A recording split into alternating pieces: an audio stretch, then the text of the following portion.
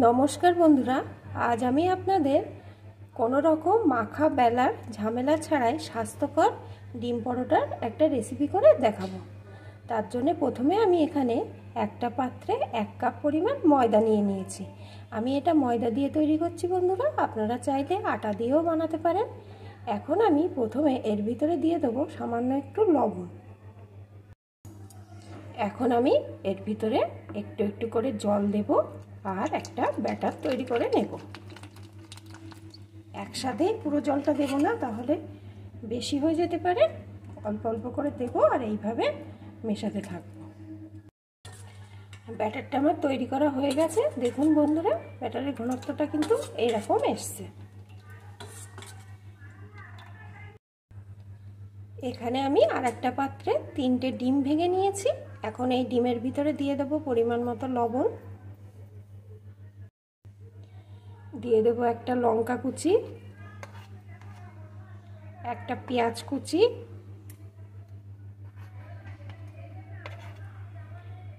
একটু গ্রেট করা গাজর আর একটু টমেটো কুচি। এখন সব কিছুকে ভালো করে এইভাবে ফেটিয়ে নেব। সব কিছু ভালো করে আমার এখানে ফেটিয়ে নেওয়া হয়ে গেছে। এখানে আমি গ্যাস ওভেনে একটা তাওয়া বসিয়ে দিয়েছি আর তার উপরে দিয়ে দিয়েছি একটু সাদা তেল। এখন তেলটাকে এইভাবে চারিদিকে ছড়িয়ে দিচ্ছি। তেলটাকে ভালো করে চারিদিকে ছড়িয়ে দিয়েছি। এখন ওই ময়দার ব্যাটারটা থেকে একটা চামচে করে এইভাবে নিয়ে চারিদিকে রুটির আকারে ছড়িয়ে দেব আর এইভাবে করে ঘুরিয়ে ঘুরিয়ে দেব। 2 মিনিট পর আমি এটাকে উল্টে দেব। বন্ধুরা, এটা কিন্তু একদম কম আঁচে করতে হবে। দিয়ে এইভাবে চেপে চেপে পরোটাটাকে সুন্দর করে আগে ভেজে নেব। এপিট ওপিট করে পরোটাটা দেখুন বন্ধুরা খুব সুন্দর ভাজা হয়ে গেছে। এখন আমি এটাকে তুলে নেব আর বাকি পরোটাগুলোকেও আগে এইভাবে ভেজে নেব। সব পরোটাগুলোকে আমার ভেজে তুলে নেওয়া হয়ে গেছে। এখন আমি আবারও একটু সাদা তেলের ভিতরে দিয়ে দিয়েছি, দিয়ে আবারও এরকম ভাবে খুন্তি দিয়ে ঘুরিয়ে দিচ্ছি। দিয়ে এখন আমি এর উপরে দিয়ে দেবো যে ডিমের গোলাটা গুলে রেখেছিলাম, সেই গোলা থেকে কিছুটা অংশ এইভাবে চারিদিকে ছড়িয়ে ছড়িয়ে দিয়ে দেবো।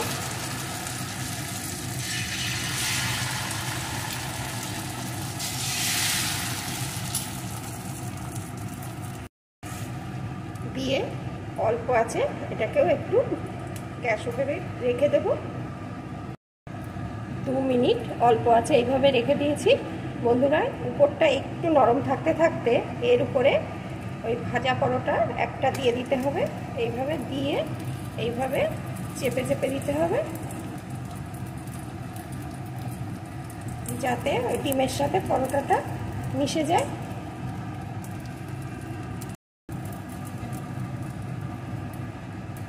এটা কিন্তু সব সময় অল্প আঁচেই করতে হবে, না হলে নিচ থেকে পুড়ে যাবে। এইভাবে ডিমের সাথে এটাকে বসিয়ে দিয়েছি। এখন এটাকে উল্টে নেব। উল্টে নিয়ে নিচের পিঠটা একটু ভেজে নেব। নিচের পিঠটাও একটু ভেজে নিয়েছি। এখন এর উপর দিয়ে ছড়িয়ে দেবো একটু টমেটো সস। আপনারা চাইলে নাও দিতে পারেন, তবে দিলে কিন্তু বেশি টেস্ট লাগবে।